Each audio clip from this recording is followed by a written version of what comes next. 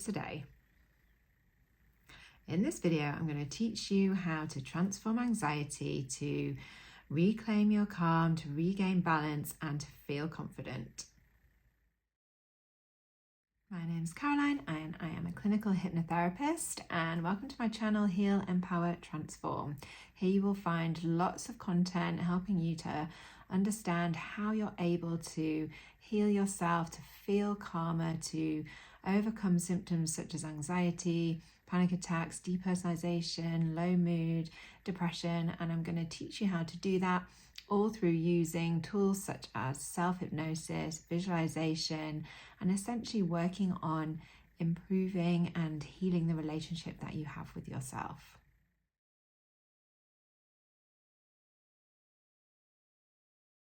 I'm going to be walking you through 6 simple and easy to understand steps that are going to teach you to create a self-hypnosis practice that will help you to create positive change. So step 1 of a self-hypnosis practice is to learn how to access the trance state. So to learn how to connect to a meditative state where you're a slightly different level of consciousness to the one that we're at when we're in our normal kind of waking consciousness, work self, walking around, up and about. It's very important to understand that hypnosis and self-hypnosis is something that it's not something woo-woo, it's not something strange, it's not something that's being done to you. It's something that you are doing, that you're creating for yourself, you're connecting to yourself in a different way. And it is very simply just a focused state of attention. So how do you access the trance state? So it's very simple. You just need to find somewhere quiet, somewhere private where you know you won't be disturbed. And it's got a really nice calm, where you feel calm, where you feel relaxed. You can do it on your bed, you can do it on the sofa, sat down, lying down, whatever feels good. You just make sure that you're not responsible for a small child at the time or doing anything where you need to be aware and on the ball. So just making sure you've got time and space to kind of switch off in this way for, say 10 minutes or so. So close your eyes. And then I want you to just start to focus on your breath. So at first, just noticing, not changing anything, noticing how it feels as you breathe in, whether you're breathing in through your nose or your mouth, and how it feels when you breathe out. Where does the air go? Can you follow it all the way down into your lungs, down into your belly, and back up again? Just tuning in, focusing your attention on your breath. And then we're going to just change the rhythm of the breath now a little bit. And I'd like you to start to breathe in through the nose and out through the mouth if you're not already doing that. So we're going to count the breath. So we're going to breathe in for 3. I'm going to hold the breath for 3. Then you're going to breathe out for 6. And then you're going to hold for 4. Okay, so you're going to breathe in for 3. 1, 2, 3. Hold for 3. 1, 2, 3. Breathe out for 6. 2, 3, 4, 5, 6. And then hold for 4. So essentially it's just breathing out for longer than we're breathing in. So if you just continue to practice that rhythm of breathing now. And I'll just explain to you a little bit about what happens when we're breathing. So when we breathe in, we're activating our nervous system. And when we breathe out, we are down regulating our nervous system. So if we ensure that our out breath is longer than our in breath, then we are going to cause progressive kind of relaxation and regulation in our nervous system. Okay, so now what I want you to do is we're going to stop counting, and now every time that you breathe out, I want you to repeat the words in your mind, let go. So as you're breathing in, you just breathe in. As you're breathing longer out breath, don't need to count it, but just breathing a longer out breath, just saying to yourself in your mind the words, let go. So you're instructing your body just to start to let go a bit more And just visualize all that tension that may be there in your body somewhere, just releasing now and leaving your body. Just imagining that as you're saying the words let go, all of that tension is just leaving your body as you breathe out.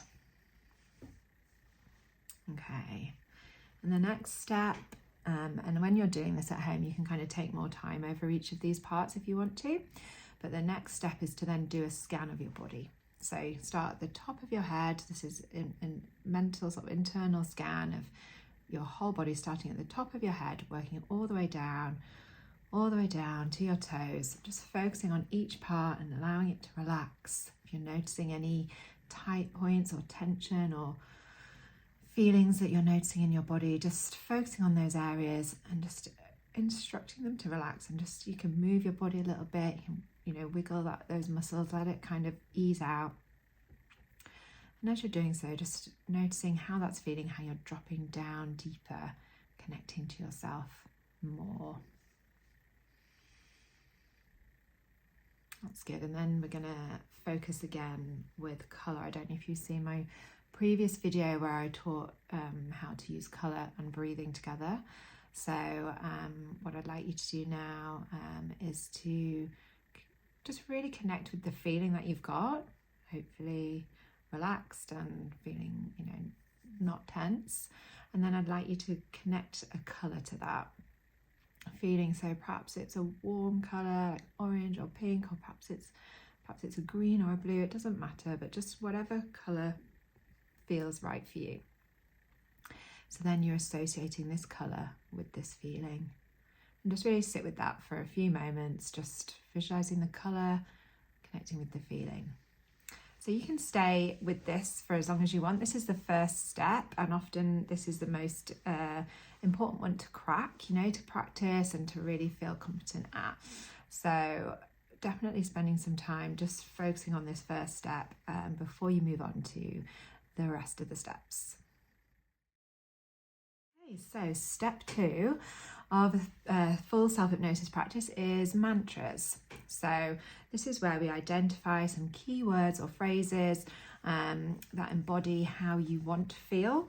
So maybe it's confident, maybe it's calm, maybe it's strong, just picking like 1 or 2 words, or it could be a phrase like, the more relaxed I am, the more successful I will be. Say if you're noticing you're feeling really stressed about your work, and actually knowing that if you're just able to relax, that will be a positive thing. Coming up with a few words or a phrase that is something that you want to work towards, that you want to feel. And then whilst you're doing step 1, the next time, instead of just repeating the phrase let go when you breathe out, you can start to repeat your mantra.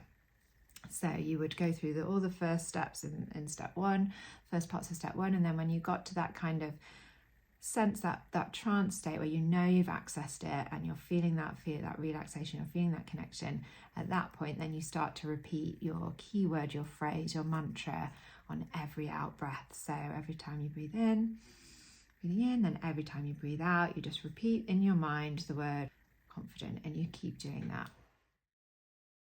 So step 3. Step 3 in the self-hypnosis practice is to start to include some visual imagery. So imagery is like the language of our subconscious.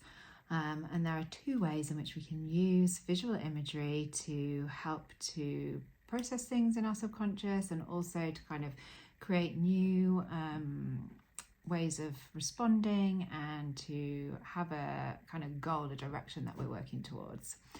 So the 2 main types of imagery that we can use, the first one is called process imagery.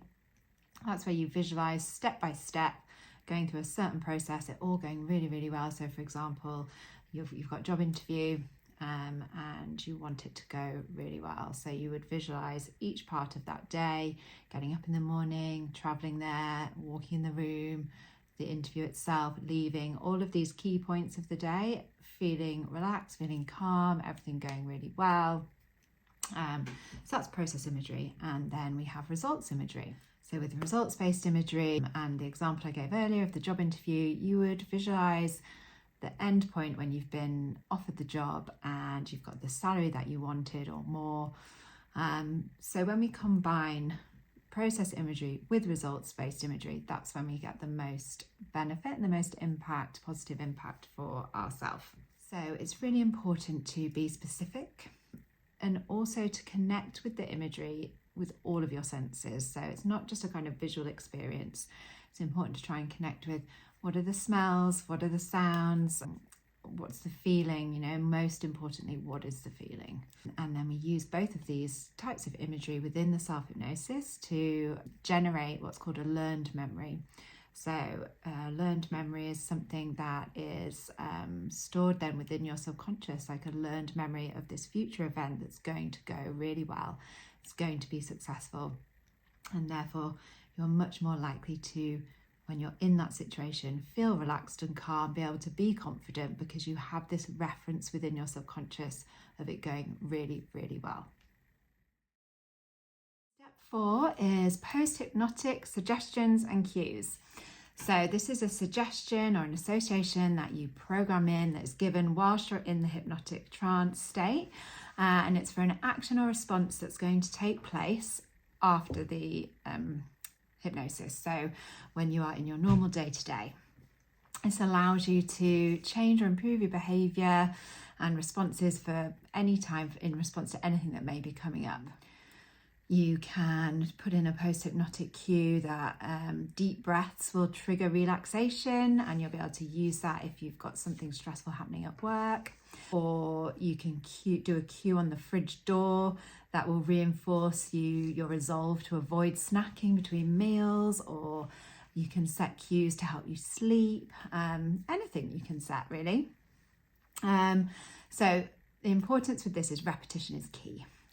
So you need to give yourself the suggestion at least sort of 8 to 10 times. So after you've done your mantras at the beginning, you've done your visualization, and then you do your post-hypnotic cues, you just repeat them in your mind 8 to 10 times and make them again as specific as possible. Step 5, reorientate into the here and now. So what do you do when you're ready to come back to full awareness? You need to get on with your day. So when you're ready to come back to full conscious awareness after your hypnosis, then you can count slowly in your mind from 1 up to 5. And with each number that you say as you're coming back, you'll come back gradually all the way back to full awareness. Remembering to just notice what you can see in the room around you. How does your, if you're, whatever you're wearing, how does that feel? Just kind of giving yourself time to come back into your body. And the final, step 6, one of the most important parts of this whole process is consistency and repetition. So it's so important. This self-hypnosis process, it is a tool. It is something that you need to learn to develop. It's going to take time to build up from step 1 to step 5. So just take each step at a time, get familiar with that, practice that, and then add in the next step. It's something that might feel uncomfortable at first, might feel difficult. Don't give yourself a hard time about that. Don't expect yourself to be amazing at it or the best at it. It's about just giving yourself time. And the most important thing is the repetition and the consistency of doing this. This is why 10 minutes a day of this over a prolonged period of time will give you the results that you are looking for. I recommend committing to a specific time each day. It can be any time. You can do it in the morning, you can do it at lunchtime, you can do it in the evening. It doesn't matter, but just showing up for yourself each day, keeping the promise to yourself that you're going to do this and doing it, and you will see the results. So if you've made it all the way to the end of this video, thank you so much for staying with me and watching it. I've got a really fantastic workbook which you can download and use. It gives you space to journal your mantras, to work out what your visualization is going to be. There's some more tips in there and tools and things, so please do click the link and download that, and make sure that you have liked and subscribed. Drop me a comment, let me know what you thought about this video, if you have any questions, and yeah, I will see you again next Friday with my next video. Bye.